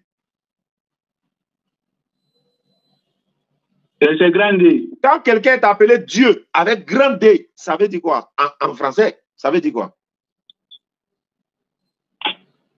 Ça veut dire que c'est le grand Dieu. Ça veut dire que c'est lui-même qui est Dieu créateur des cieux de la terre, c'est pas ça? Hein? Quand quelqu'un est appelé Dieu avec grand D, ça veut dire quoi? Oui. Avec grand D, là, ça veut dire quoi en Oui. français? Ça veut dire il veut parler de grand Dieu. Maintenant, c'est comme s'il était un grand Dieu. Merci. Mais est-ce que Moïse est Dieu créateur des cieux de la terre? Moïse, est-ce que c'est Dieu? Est-ce qu'il est le vrai Dieu, le véritable Dieu, le grand Dieu? Est-ce que c'est Moïse? Non, Moïse n'est pas un Dieu. Voilà, donc maintenant, le Dieu créateur des cieux. effectivement, maintenant tu vois que même malgré qu'il n'est pas le Dieu créateur, il est appelé Dieu avec grand D. On l'appelle ici Dieu avec grand D. Ah, oui. Donc, si vous ne comprenez ni la loi, ni les Écritures, la Bible dit que la lettre tue, l'esprit vivifie. Ici, là, on voit que Moïse est appelé avec grand D, mais ça ne veut pas dire qu'il est Dieu. Mais même dans la Bible encore, Dieu dit, dans Somme 82, verset 6, voir, il dit, j'ai dit, vous êtes des dieux. Comment, au pluriel, vous êtes des dieux, vous êtes tous des fils du Très-Haut. Somme 82, 6. Mais pourquoi? Ils sont des dieux dans quel sens? Et là, tu sais que dans la Bible, là, ils ont frappé Dieu. Ah, oui, je sais, oui.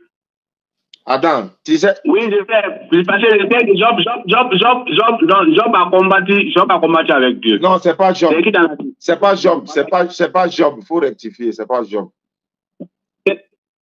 C'était Jacob ou c'est qui? Voilà, c'est Jacob. C'est Jacob. C'est pas Job, mais c'est Jacob. Jacob. Maintenant, attends. Effectivement. Mais attends, Jacques. Et puis tu confirmes. Et puis tu confirmes qu'ils ont frappé Dieu. Attends, on peut se battre à elle. Attends, bon, d'accord. Ils ont frappé quel Dieu? Est-ce que c'est le Dieu créateur des cieux de la terre, mais c'est quel Dieu? Mais lui-même, il a dit, l'Écriture parle d'elle-même. Non, je veux savoir. Le Dieu que Jacob a, voilà, le Dieu que Jacob a combattu et puis Jacob a gagné là, c'était l'Éternel créateur des cieux de la terre ou bien c'était quel Dieu? Pardon.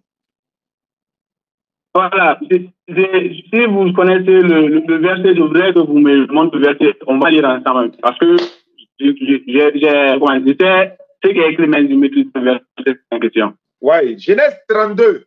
Genèse 32, verset 24 à 30. Genèse 32, verset 24 à 30. C'est là-bas ça commence. Jacob demeura seul. Ça commence par cette phrase. Jacob demeura seul. Ceux qui nous suivent à travers le monde, s'il vous plaît, hein, prenez note. On donne les versets, on donne les versets, on donne les versets. Prenez note. Voilà. Voici ce qu'elle dit. Jacob demeura seul. Alors un homme lutta avec lui jusqu'au lever de l'aurore. Voyant qu'il ne pouvait le vaincre, cet homme le frappa et l'emboîture de la hanche. Et l'emboîture de la hanche et Jacob se tenir pendant qu'il luttait avec lui. Il dit, laisse-moi aller, car l'aurore se lève. Et Jacob répondit, je ne te laisserai point aller, que tu me aies béni. C'est Dieu qui bénit, non? Oui. Allô? Oui. C'est Dieu qui bénit. Oui, c'est Dieu qui bénit. Ok. Il lui dit, quel est ton nom? Et il répondit, Jacob. Celui-là, maintenant, c'est Dieu qui parle ici maintenant. Je t'écoute. Le verset, c'est Dieu qui parle maintenant. Je t'écoute, frère. Allô? On va arriver là, c'est pas encore arrivé, allons-y. Voilà. Ok. Il dit encore, ton nom ne sera plus Jacob, mais tu seras appelé Israël, car tu as lutté avec Dieu et avec des hommes, et tu as été vainqueur. D'accord. Jacob, voilà. Alors oui. Bon, si. Oui. Allô? Oui, allô? Comme c'est vous-même qui avez évoqué ce chapitre. Oui. Je voudrais entendre de vous, est-ce que ce qui est dit ici, c'est vrai? Bon, d'accord. C'est vrai, mais ce n'est pas Dieu, le créateur des cieux et de la terre, qui se battait ici. C'est un ange. C'est un ange. Je t'explique. Parce qu'il dit quoi? Jacob demeura seul. Et un homme lutta avec lui. Dieu n'est pas un homme. Dieu n'est pas un homme. Il n'est pas fils d'un homme. C'est la Bible qui le dit. Nom 23, 19, Osée 11, 9. Et puis la preuve. Si c'était Dieu, le créateur des cieux et de la terre, il ne va pas dire à Jacob, comment tu t'appelles? Quel est ton nom? Pourquoi il va lui demander alors que lui-même est Dieu? Pourquoi il va demander? C'est un homme. Il a pris, c'est un ange plutôt. C'est un ange qui a pris forme humaine. Je vais expliquer. Oustaz, oui. Parce que si vous parlez de Dieu n'est pas un homme, parce qu'il y a des passages bibliques qui le disent clairement, Dieu a créé l'homme à son image. Et il y a des passages où même Jésus a dit, il sera assis à la droite de mon Père. Si Dieu n'est pas un homme, comme vous venez de le dire, est-ce que Dieu maintenant, il est qui? C'est un esprit, c'est un ange, ou bien je veux savoir, parce que tout ce que là, vous venez d'évoquer quelque chose de plus important. Parce qu'il y a des passages bibliques où on parle beaucoup de Dieu. Où on parle, lui-même, il parle de sa main. Allô? Parce qu'il y a des passages bibliques. Oui, allô, oui. La Bible dit Dieu n'est point un homme, ni fils d'un homme. Là, Osée chapitre 11, verset 9, Dieu dit, je suis Dieu, je ne suis pas un homme. Le fait de dire créer l'homme en notre image, ça c'est notre... Comment est-ce que nous on ressemble à Dieu? Si toi tu ressembles à Dieu, tout ce que toi tu as là, est-ce que Dieu lui là ça? Il ne faut pas rentrer dans ça, s'il te plaît. Hein? Quand on dit créer l'homme en notre image, ça ne veut pas dire que c'est l'image physique. Ce n'est pas une image physique comme ça, ou voilà, c'est pas ça. Donc je continue dans Genèse 32 là. C'est quelle image? Bon, c'est quelle image? Il faut me dire, c'est quelle image? Comme tu insistes. Oui. C'est quelle image? Ah non, moi je me lance dit que ce n'est pas image physique, mais je dis, mais c'est de quelle image je parle ici? Voilà pourquoi je vais t'expliquer. L'image dont on parle ici, là, l'éternel Dieu, là, il nous a créé à notre image que nous portons, nous avons là. Créons l'homme à son image. Dieu a créé l'homme à son image. On ressemble à Dieu, à l'image de l'homme. Il a créé l'homme à l'image de l'homme. L'image que l'homme a là, c'est ça qui est l'image de l'homme. Dieu n'a pas créé l'homme à lui, Dieu, son image, mais il a créé l'homme à l'image de l'homme. Donc Dieu a créé l'homme à son image là-bas. L'image que l'homme a là, c'est à son image. Maintenant, si tu dis c'est faux, je vais te donner un exemple encore et puis je vais te donner la parole. Parce que moi, je donne les... bien, hein? J'arrive. Si par exemple, tu connais ce qu'on appelle les sculpteurs, ceux qui taillent les bois pour donner une forme là. Oui. Quand il prend le morceau de bois n'a pas de forme d'abord. Voilà. Mais l'image qu'il va donner au morceau de bois, là, l'image là se trouve où? Dans lui-même sa tête. Donc il reproduit l'image qu'il a dans la tête ici, sur l'objet là. Il commence à tailler. Et puis au fur et à mesure, on voit l'image sort, ça devient comme un animal, ou bien encore une marmite, ou bien encore un pilon, ou encore quoi que ce soit. Mais avant de commencer, c'est quand il commence là, personne ne sait d'abord. L'image se trouve où? Dans lui, sa tête maintenant. C'est lui qui reproduit l'image qu'il a en lui ici. Ça, c'est une deuxième preuve. Ça, ce sont mes preuves. Maintenant, si toi, tu dis c'est faux, là, il faut me dire, quand Dieu dit créer l'homme à notre image, voilà. Est-ce que ça veut dire que nous, on ressemble à Dieu trait pour trait? Je veux savoir. Parce que il y a un passage même qui dit, Dieu même dit, que maintenant que l'homme nous ressemble, ne nous laissons pas approcher sa mère sur, comment dire, c'est pas là où il dit la connaissance du bien et du mal. Oui, c'est dans Genèse, oui. Voilà. Quand il dit que créons l'homme, Dieu a créé l'homme à son image. L'image dont il parle là, c'est son image ou bien il parle de l'image d'une personne ou bien de l'homme en question. Voilà, je t'explique. L'éternel Dieu, dans la Bible, Jean 4, 24, on dit Dieu est esprit. Un esprit, voilà, Dieu est esprit. Un esprit n'a ni chair ni os. Mais comment tu vas donner une image? Est-ce que tu peux dessiner, tu peux donner l'image de l'ange Gabriel ici? Tu peux donner l'image de l'ange Gabriel? Non. Voilà. C'est là-bas maintenant, directement ma question. Oui, allons-y. Ici, allons-y, vous avez dit beaucoup de passages bibliques, j'ai vu la vérité. Vous avez vu beaucoup de passages bibliques où j'ai vu, oui, parce que je ne connaissais pas toutes ces choses-là. Quand au niveau de ce Dieu est esprit, et que même les anges sont esprits, non? Les anges sont des esprits, oui. Dans le Coran, c'est écrit qu'un ange a pris la forme humaine. Bien sûr. Pour venir parler à Marie. Mais ça, c'est pas un problème pour l'éternel Dieu. Hein? Ça, c'est pas un problème pour que l'éternel Dieu donne pouvoir à un ange de prendre forme humaine et puis Dieu lui-même prend forme humaine, c'est pas la même chose. Ah, c'est un esprit qui peut prendre forme humaine. Non, l'ange Gabriel, là, c'est l'éternel Dieu qui a permis que lui prenne forme humaine. Aïe. Non, je veux savoir si un esprit peut prendre une forme humaine. Le problème, attends, hein, quand on dit Dieu, il n'est pas dit Dieu est un esprit. Hein. Faut bien écouter. Hein. Il dit Dieu est l'esprit. Dieu est l'esprit. Dieu est esprit. Alors que Gabriel est un esprit. Ce n'est pas la même chose. L'ange Gabriel, c'est un esprit. L'éternel Dieu, lui, n'est pas un esprit, mais lui, il est l'esprit. Il est l'esprit lui-même. Maintenant, l'esprit que Dieu est là, c'est pourquoi Jésus a dit, dans Luc 24, 36 à 37, il dit, touchez mes mains, un esprit, il dit quoi? Un esprit n'a ni chair, ni os, comme vous voyez que j'ai là. Un esprit n'a pas ça. Mais l'esprit de Dieu qui est Gabriel là, lui, il peut prendre la forme humaine. Gabriel ne peut pas prendre la forme humaine de lui-même. C'est le pouvoir de l'éternel Dieu qui le permet de le faire. C'est Allah qui a dit, Allah dit dans le Coran, nous lui envoyons notre esprit Gabriel qui se présenta à elle, excusez-moi, hein, qui se présenta à elle sous la forme d'un homme parfait. Humain. D'un homme parfait. Sous la forme, il n'est pas un homme, c'est sous la forme d'un homme parfait. Mais attends. Si Gabriel, si Gabriel a pris forme humaine et que Dieu lui aussi prend forme humaine, quelle est la différence entre les deux? Mais vous savez, voilà. Moi la seule chose que moi je loue l'éternel, parce que je crois que l'éternel est multidimensionnel. Dieu n'a pas de limite. Tu es sûr? Dieu peut prendre n'importe quelle forme il veut. Tu vas renier ça. Dieu peut utiliser n'importe quelle forme. Attends, tu vas rejeter ça. Écoutez tout ça, attendez. Vas-y. Il y a le créateur des cieux et de la terre et de tout ce qui vit sur cette terre. Comment est-ce que lui ne peut pas prendre la forme de tout ce qu'il veut sur cette terre? D'accord, tu vois. Je me dis que c'est l'imagination mécréante qui peut dire que moi, Dieu ne peut pas prendre telle forme. Attends, Jacques. Dieu peut prendre n'importe quelle forme qu'il veut. Jacques. Parce que c'est lui qui a créé tout. Jacques. Il est omniscient, il est omnipotent. On va se comprendre. Tu sais que tu es mon beau? Ouais. Là, c'est bien. Bon, d'accord, ça c'est maintenant, il veut que tu deviennes musulman, mais je vais te donner les preuves.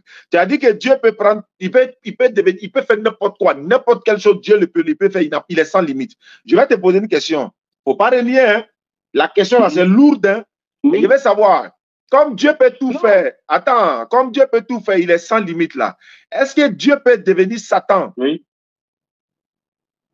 Alors voilà. Ouais. C'est qui? M'excusez, c'est Jacques d'abord. Allô? Et je vais savoir, comme Dieu est sans limite, il peut tout faire là. Est-ce qu'il peut devenir Satan, le diable? Est-ce que Dieu peut devenir Satan? Moi, je dis que Dieu est multidimensionnel. Je ne mets aucune limite à Dieu. Donc, il faut me dire si. Il peut le devenir. Non, est-ce que Dieu peut? Si le désir. Non, pas qu'il le désire. Je vais savoir. Attends, d'accord. Non, pourquoi tu n'as pas dit que si Dieu peut devenir maison ou bien Dieu peut venir seul? Parce que vous voyez le côté, comment dire, un côté nuisible. Non, il est bien. Pour répondre à ma question, il y a une deuxième question derrière ça. Est-ce que Dieu peut devenir Satan? Il faut répondre simplement, puis on va avancer, pardon. Si je dis que Dieu peut, si je dis que Dieu est multidimensionnel, c'est que je n'ai pas mis de limite. Qu'il soit Satan. Et que c'est lui, le Dieu, le créateur, c'est lui qui détient le trône de tout ce qui est sur cette terre. Moi, je le crois. D'accord, je veux savoir. Attends, comme tu es d'accord qu'il peut devenir Satan, il faut répondre simplement, il peut devenir Satan. Il faut dire simplement qu'il veut devenir Satan. Non, tu ne peux pas faire sortir ça dans ma bouche d'une manière précise. Moi, je dis, non, tu dis, il peut devenir n'importe quelle chose. Non, il faut dire le mot là. Non, moi, il a précisé. Non, il ne faut pas courir. Il faut pas courir. Il faut te calmer. Je sais où vous voulez en venir. Ah, bon. Je comprends où vous voulez en venir. Tu comprends maintenant? Non, écoutez. Non, Parce que si je dis, tu peux devenir Satan, vous aurez d'autres arguments. Et de moi, je peux donner d'autres arguments. D'accord. On va pas s'en sortir. D'accord. Bon, laissons. D'accord. Ok. Tu peux devenir n'importe quelle chose. D'accord. Ok. Maintenant. Il est multidimensionnel. D'accord. Il n'a pas de limite. Ça, on a compris ça. On a compris ça maintenant. On a compris ça. Je ne vais pas lui donner une identité. Donc, vous voudrez que je lui donne. Maintenant, doucement, Jacques. Est-ce que Dieu peut coucher avec une femme? Oui. Est-ce que Dieu peut coucher avec une femme? Moi, je ne veux pas dire que Dieu peut coucher avec une femme. Donc il ne peut pas tout faire. Donc, il ne faut pas dire qu'il peut tout faire, qu'il est sans limite. Si tu dis qu'il ne peut pas coucher avec une femme, c'est comment il est sans limite? C'est contraire à sa nature. On appelle ça, c'est contraire. Attends, je vais expliquer un peu, s'il te plaît. C'est contraire à sa nature. C'est comme par exemple, il me laisse pas parler. Oui, bon, allons-y. Bon, écoutez. Je t'écoute. Écoutez très bien. Pourquoi est-ce que vous prenez le côté nuisible pour me poser la question? Je t'explique maintenant. Parce que si je dis qu'il est multidimensionnel et que moi je crois à tout ce qu'il fait, je ne peux rien mettre en cause. Je ne peux rien mettre en cause. Ça, c'est l'entendement humain qui dit que est-ce que Dieu peut devenir Satan? Est-ce que Dieu peut coucher avec une femme? Ça, c'est l'entendement humain. Mais est-ce que nous sommes des animaux? Est-ce que nous sommes des animaux pour l'entendement humain? C'est des humains qui parlent ici. Est-ce qu'on est des animaux? Donc, je suis en train de dire, on appelle ça, c'est contraire. Attends, je vais parler un peu, s'il te plaît. C'est contraire à sa nature, c'est contraire à la nature de l'Éternel. C'est comme, je vais te poser une question. Jacques, tu peux m'écouter? Oui. Oui. Son Excellence Mamadou Doumbouya de la Guinée, s'il doit aller, par exemple, à Sigiri, je prends un exemple. S'il doit aller à Sigiri, et que, par exemple, il y a les ordures partout, et que là où il y a les ordures, là, c'est là-bas, le président Mamadou Doumbouya doit faire sa conférence. Est-ce que c'est le président Mamadou Doumbouya qui doit venir lui-même nettoyer les ordures? Parce qu'il est le président, il peut tout faire dans le pays. Il peut faire ce qu'il veut. Mais est-ce que c'est lui qui doit venir nettoyer les ordures, là? Je veux savoir. Puisqu'il peut tout faire, est-ce qu'il peut devenir, je dis bien, est-ce qu'il peut venir nettoyer les ordures, là, lui-même? Le président lui-même, on le voit en train de ramasser les ordures parce qu'il doit venir faire une conférence là. Est-ce que le président peut faire ça malgré qu'il peut tout faire? Non, il ne peut pas faire. Pourquoi il ne peut pas faire? Pourquoi il ne peut pas faire? Voilà. Parce qu'il est le président. Il peut mandater les gens à le faire. Allahu Akbar. Allahu Akbar. Allahu Akbar. Je dis, il est le président. Merci beaucoup. Attends. Je n'ai pas fini. Tu venais de dire qu'il peut faire. Moi, je viens dire qu'il ne peut pas le faire. Pourquoi? Je dis, il peut mandater les gens à faire. Comme ce que Dieu aussi fait. Non. Pourquoi le président? Non, attends. Pourquoi le président ne vient pas lui-même? Pourquoi il ne vient pas lui-même? Faut me dire pourquoi il ne vient pas lui-même? Il peut tout faire, non? Le président, il est capable de tout faire, non? Attends, en Guinée, le président guinéen ou bien le président ivoirien, est-ce qu'il ne peut pas tout faire dans le pays? Il est le président, il peut tout faire. Pourquoi tu dis là, il ne peut pas faire? Pour me dire la raison? Non, attends, doucement. En fait, si tu ne m'écoutes pas, tu n'as pas connaître. Voilà, je veux savoir qu'est-ce qui l'empêche de faire ce que je viens de dire là. Qu'est-ce qui empêche le président d'aller ramasser les ordures? Qu'est-ce qui l'empêche? Bienvenue. J'ai posé la question. Voilà. Moi, je me dis, vous prenez le côté président Mamadou Doumbouya. On ne peut pas comparer comme un homme et Dieu. Non, on est dans l'homme d'abord. Restons dans l'homme, pardon. Honnêtement, non. Non, honnêtement, on ne peut pas comparer un homme. Je ne peux pas une comparaison. Pardon, si tu ne réponds pas à ma question, ça va créer problème. Il faut répondre simplement. On est dans le président de la République d'un pays bien ordonné. Pourquoi le président ne peut pas aller ramasser les ordures là? Il ne peut pas. Mamadou Doumbouya, il ne peut pas le faire. Il peut aussi le faire. Non. Parce qu'on a des exemples. Parce que c'est un guide. Pourquoi? Je viens. Parce que quand vous voulez qu'on rentre, on va rentrer. C'est un guide. On a mis des exemples. Le président Fakonde a pris lui-même un balai pour nettoyer Conakry. Ça n'a pas enlevé le titre honorifique de président. Non, c'est pas ma question. C'est pas ma question. Non, hein, tu as bien entendu. Il doit aller à Sigiri. Il doit aller à Sigiri pour une grande conférence. Alors, prendre balai pour donner coup d'envoi des opérations nettoyage d'une ville propre, c'est pas la même chose. Hein. C'est pas la même chose. J'ai dit, il doit aller à Sigiri pour aller faire une grande conférence et la rue est bondée d'ordures. Est-ce que le président lui-même peut se lever pour aller nettoyer ces ordures-là, étant donné qu'il peut tout faire dans le pays? Est-ce que le président peut faire ça parce qu'il doit venir faire une conférence là-bas? Est-ce qu'il peut le faire, malgré qu'il peut tout faire?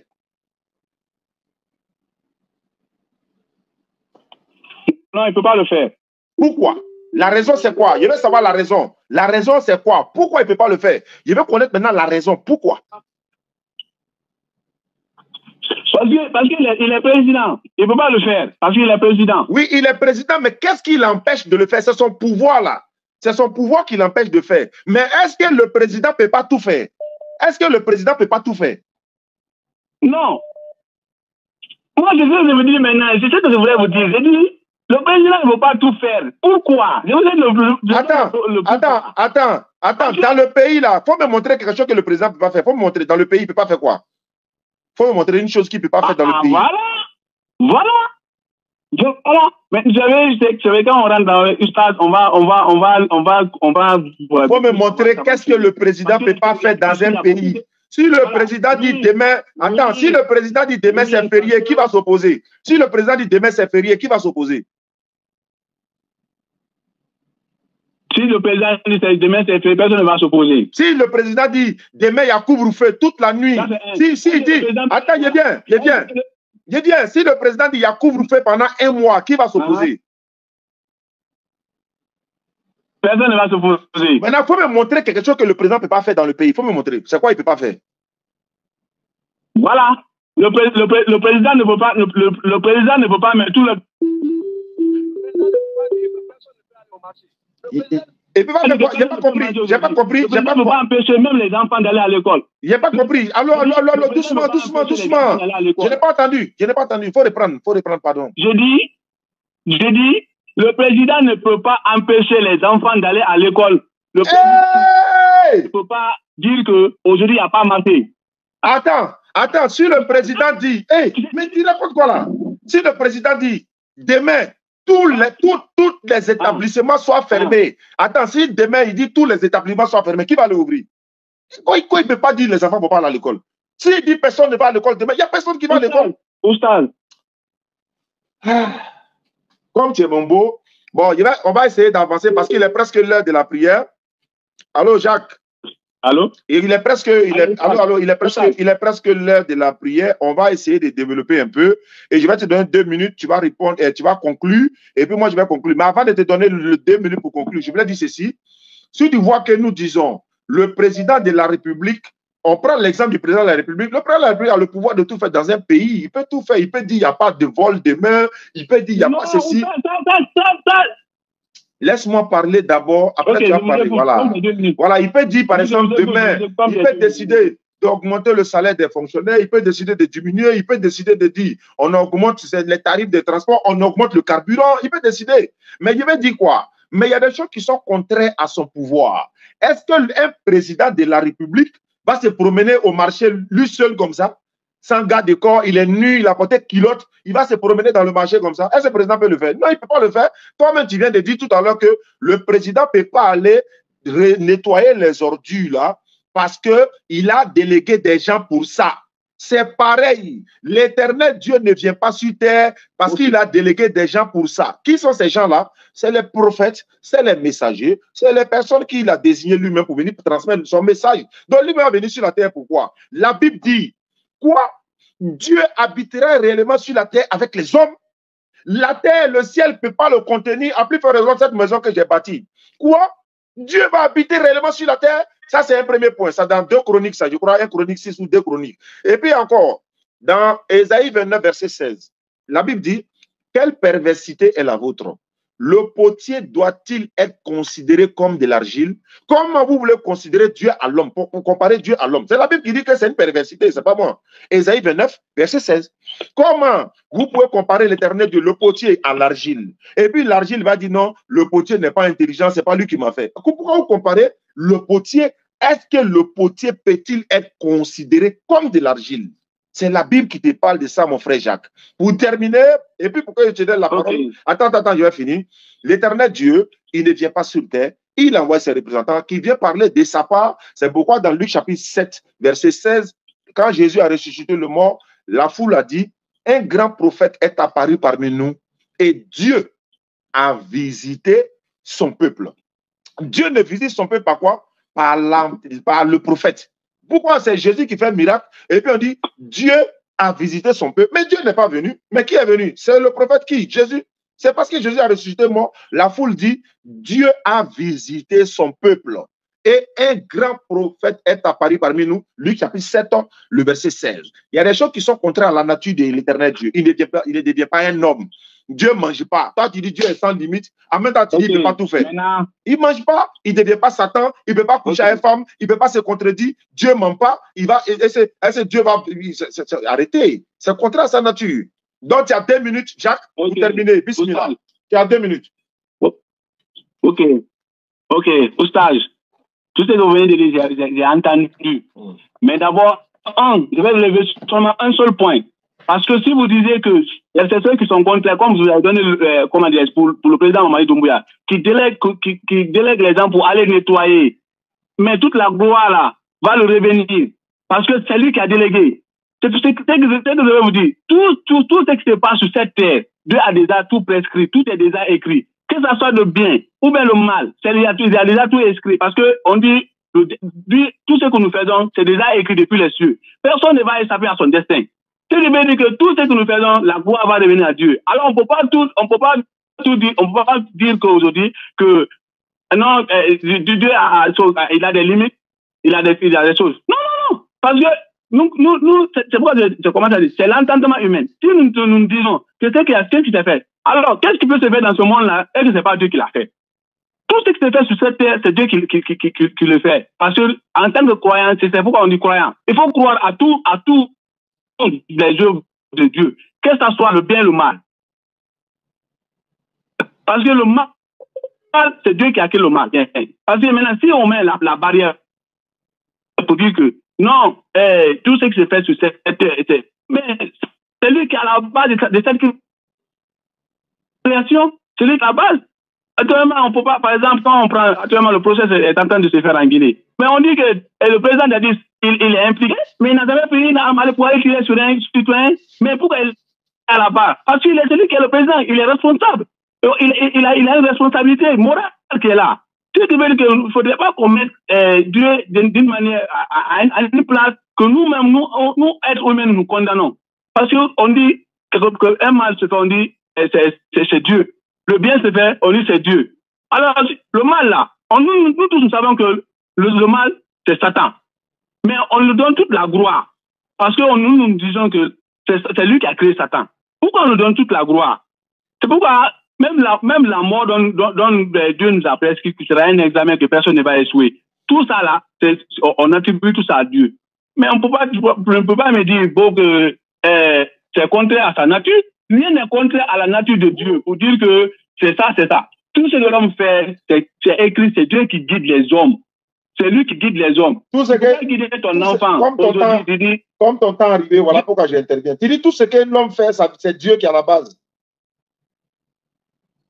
Oui, je l'ai dit oui. Bon, je vais poser une question. Oui, Oustaz, oui. Oui. Si quelqu'un se lève en Guinée où tu es là, quelqu'un se lève chaque jour, chaque soir, il s'en va coucher avec toi, ta femme, tu vas te plaindre ou bien tu vas pas te plaindre, tu vas dire que ça vient de Dieu. Voilà. Oustaz, l'être humain, c'est ça que je dis maintenant. Quand tu le dis, c'est comme si on compare nos sentiments à celles de Dieu. Non. C'est pas, on n'est plus dans l'affaire de Dieu. Il dit, comme tu dis tout bien. Non. Tu dis tout ce qu'on fait, ça vient de Dieu, non? Non, je veux savoir, si quelqu'un s'en va chercher ta femme chaque jour, oui, est-ce que tu vas te plaindre? Ça vient de lui. Même, oui. Non, pourquoi ça vient de lui? Pourquoi ça vient de lui? Ça vient pas de lui. Ça vient pas. Non, ça vient pas de lui. Ça vient de Dieu. Tu n'as pas dit que tout ce qu'on fait vient de Dieu. Oustaz, aujourd'hui, ce que nous demandons de faire, c'est Dieu qui a prescrit ce que toi et moi, on va aujourd'hui parler de. Oui, ça, je suis d'accord. Oui, ça, je suis d'accord. Vous croyez à ça? Non, attendez. Vous croyez à ça? Et je crois réellement que c'est Dieu qui a voulu que toi et moi, on se parle aujourd'hui. Je suis d'accord avec ça. Alors, ne donnez pas l'exemple pour dire que si un homme se lève et qu'il couche avec ma femme, je vais aller me plaindre. Ça aussi, vous ne pouvez pas croire à ça aussi, vous croyez aussi à ça. Si je me plains, je vais dire que c'est Dieu qui a prescrit ça. Non, je vais savoir. Si ça va coucher avec ta femme là-haut. Non, Ousmane. Non, mais reste, quand on touche ça, tu sais pas qu'on parle. Soyons cadrés, c'est ce que je dis. Si vous croyez à ce que la conversation que nous sommes en train de tenir aujourd'hui là, que ça a été déjà prescrit par Dieu, et que l'exemple que vous vous donnez là, et que si un homme se lève et couche avec ma femme, que je ne pas pour me plaindre, vous croyez à ça aussi, que c'est l'œuvre de Dieu? Attends, je vais t'expliquer maintenant comment ça fonctionne. Je t'explique. Hein. Non, répondez même. Oui ou non? Non, ça ne vient pas de Dieu. Ça ne vient pas de Dieu. Comment quelqu'un va se lever pour aller chez ta femme chaque jour? Je t'explique maintenant. Il dit ça ne vient pas de Dieu. Je t'explique. Si on n'explique pas, ce n'est pas bon. Tu confonds le destin et le libre arbitre. L'Éternel Dieu nous a mis la faculté de connaître le bien du mal, le vrai du faux. L'Éternel Dieu n'intervient pas dans ce que nous-mêmes on peut décider. Il connaît la fin, mais ce n'est pas lui qui intervient. Je prends un exemple. Si toi, tu es en train de marcher dans les rues de Guinée, il y a un monsieur qui est devant toi, son sac à main est tombé, personne ne t'a vu. Toi, tu as pris le sac à main là, c'est rempli d'argent et puis il y a beaucoup de téléphones, ces documents dedans. Le monsieur est devant, tu es seul derrière. Tu lui donnes, tu ne lui donnes pas, l'Éternel Dieu sait si tu vas lui donner ou si tu ne vas pas lui donner, mais il n'intervient pas. Maintenant, je lui donne pas là, c'est toi qui décides. C'est pas Dieu. Mais Dieu sait la finalité. Attendez, Oustaz, vous voulez me dire que tout cela, que tout ce que l'homme fait sur cette terre, l'homme a sa propre décision en elle. L'homme a sa propre responsabilité. Ça s'appelle le libre arbitre. Je t'explique. Je vais te donner un exemple. Ah. Attends, je vais te donner l'exemple, tu vas comprendre, s'il te plaît.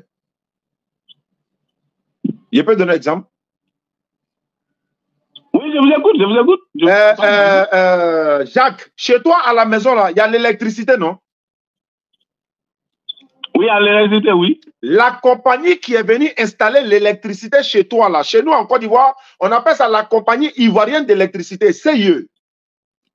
Ils sont venus mettre l'électricité chez toi à la maison.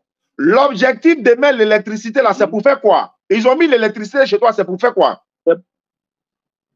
Non, c'est pour éclairer la maison et subvenir à mes besoins. Merci beaucoup. Si toi, tu as pris un couteau, et puis tu as mis dans la prise où on branche le téléphone, et puis toi, tu allais mettre le couteau là-bas, tu as attrapé le fer là avec ta main. Si tu es mort, est-ce que c'est la compagnie là qui est responsable ou bien c'est toi-même? Si je suis mort, si c'est la compagnie qui est responsable, c'est moi. C'est moi qui suis responsable. Pourquoi c'est toi qui es responsable? Pourquoi c'est pas la compagnie? Pourquoi c'est toi et c'est pas la compagnie? Pourquoi? Parce que je n'ai pas... Voilà. Parce que je n'ai pas fait bon usage. Très bien. C'est la même chose. L'Éternel Dieu là, il nous a créés. Voilà. Il a compris. L'Éternel, il a expliqué. J'ai compris. Non, je n'ai pas compris. Il a compris, c'est bon. Il y a donné d'autres exemples encore du professeur qui est à l'école, par exemple. Le professeur à l'école dans une classe. Attendez, vous venez de donner un exemple. Moi, non, Oussal. Moi, je répondais à tout. Vas-y, Jacques, allons-y. Moi, je vous donne un exemple. Comme ce que je t'écoute. Tout ce que vous avez dit.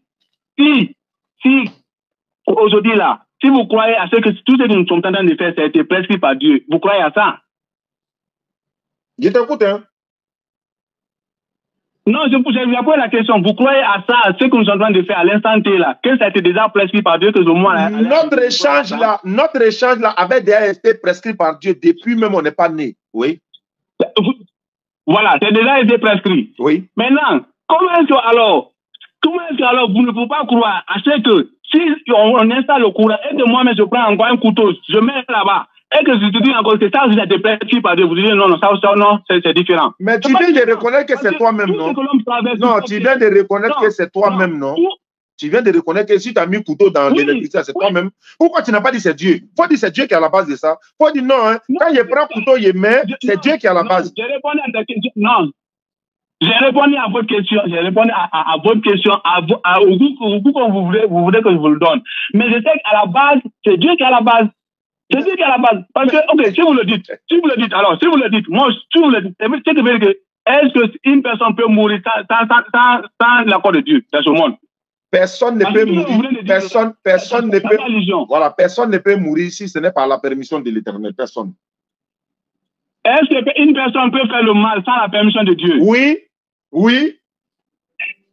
Et une personne peut faire le mal sans la permission de Dieu? Oui, oui. Je t'explique ça maintenant. Voilà, tu confonds. Il confond le destin et le libre arbitre. Tant que tu ne fais pas tu n'as pas dissocié. Je t'explique encore. Non, attends. Le libre arbitre dont vous parlez là, le libre arbitre dont vous parlez, le destin que vous parlez là, qu'est-ce qui vient avant l'autre? Ou bien les deux là sont parallèles, ou bien les deux là ne sont pas parallèles.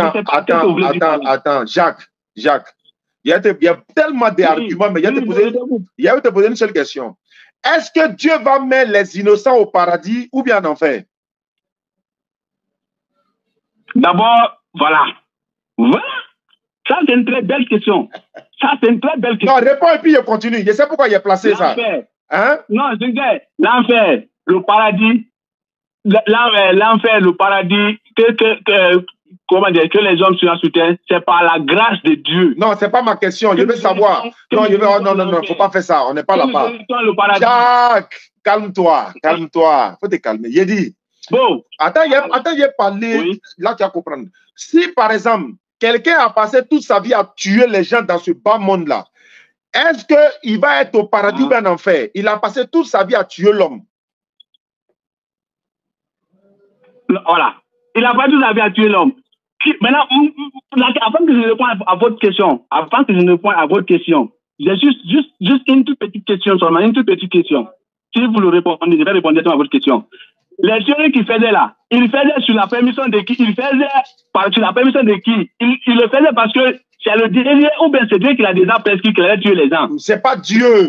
C'est pas Dieu qui l'a prescrit. Je t'explique. Tu ne veux pas me laisser parler, c'est pourquoi. Tu ne veux pas me laisser parler, c'est tout le problème. Je répète encore. Comment Dieu va créer quelqu'un pour le faire criminel, pour lui amener à tuer les gens, et puis après Dieu, ça va le brûler encore? Pourquoi? Pourquoi Dieu va le mettre en enfer alors que c'est Dieu qui est à la base? Pourquoi? Non, c'est pas comme ça. C'est lui-même. Parce que laisse-moi parler. C'est ça là qui est ton problème. En fait, quand il arrive à comprendre l'esprit. Pourquoi Dieu n'a pas tué Satan? Faut m'écouter maintenant. C'est bon. Je m'avais prié. C'est bon, je m'avais prié. C'est bon. Hein? Je pense que tu cherches à comprendre. Déjà, tu ne cherches pas à comprendre. Si tu me laisses parler un peu seul, je répète, je viens. Voilà, tu m'écoutes, mais tu ne me laisses pas parler. Il y a l'enfer, il y a le paradis. Dans la Bible comme dans le Coran, là, ce sont les malfaiteurs, les criminels qui iront à l'enfer. Mais ceux qui ont fait le bien, là, ils iront au paradis. Mais comment Dieu, si selon toi, c'est Dieu qui est à la base de tous les mal là, pourquoi il va mettre Satan à l'enfer alors? Pourquoi Satan va aller à l'enfer? Puisque si c'est selon toi, Dieu est à la base de tout. Si c'est Dieu qui est à la base de ce que Satan fait, pourquoi il va brûler Satan encore? Non. Et puis, bon, il est là de prier, sur l'appeler la prière. Jacques, okay. On va se prendre une prochaine fois parce qu'il est l'heure. Okay. Tu dis selon moi. Ok, bon, vous dites selon moi. Merci beaucoup. Non, merci, c'est bon. Il est l'heure de prier. Pardon. Je vais aller prier. Je veux savoir, non, bon. Il va me retarder pour rien. Salam alaikum à tous. Merci beaucoup. Il est l'heure de la salat. Je vais aller prier rapidement. Ceux qui veulent nous soutenir ou bien encore nous appeler pour nous soutenir pour la prochaine semaine, 07 47 32 04 55. 07 47 32 04 55. Inch'Allah, le mardi, j'ai un débat sur le co-live de Cheikh Adams à partir de 14h. Inch'Allah. Le mardi, à partir de 14h en co-live, dans le live de Cheikh Adams, il y a un débat que moi, j'ai préféré, mais je ne dis pas avec qui parce qu'il y a beaucoup de surprises. Salam alaikum. Mardi prochain, Inch'Allah. Salam alaikum. Il est l'heure de la prière.